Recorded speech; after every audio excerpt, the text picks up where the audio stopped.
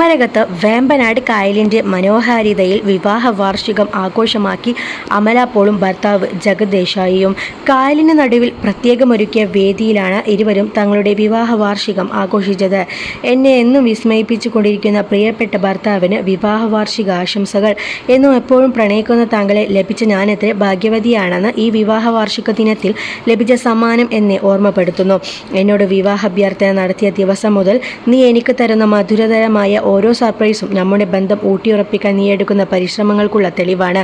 സാഹസികതയുടെയും സ്നേഹത്തിൻ്റെയും പുഞ്ചിരിയുടെയും ഒരു ജീവിതകാലം നമുക്ക് ലഭിക്കട്ടെ. ഒപ്പം എൻ്റെ എല്ലാ മുൻകാമുകന്മാരും യഥാർത്ഥ പ്രണയമെന്തെന്ന് കാണുക. വിവാഹ വാർഷികാഘോഷത്തിൻ്റെ വീഡിയോ പങ്കുവെച്ച് അമല അപ്പോൾ കുറിച്ചു. കഴിഞ്ഞ നവംബറിലായിരുന്നു അമലയുടെയും ജഗത് ദേശായിയുടെയും വിവാഹം. ഇരുവർക്കും അടുത്തിടെയാണ് പെൺകുഞ്ഞ് ജനിച്ചത്. ഇളൈ എന്നാണ് അമലയുടെ കുഞ്ഞിൻ്റെ പേര്. ആസിഫ് അലി നായകനായെത്തിയ ലെവൽ ക്രോസിലാണ് നടി അവസാനം പ്രത്യക്ഷപ്പെട്ടത്. പൃഥ്വിരാജ് നായകനായെത്തിയ ആടുജീവിതമാണ് ഈ വർഷം അമലയുടേതായി തിയേറ്ററുകളിലെത്തിയ മറ്റൊരു സിനിമ. നിലവിൽ പുതിയ പ്രൊജക്റ്റുകളൊന്നിലൊന്നും ഇല്ലെന്നും നടി കരാർ ഒപ്പിട്ടിട്ടില്ല.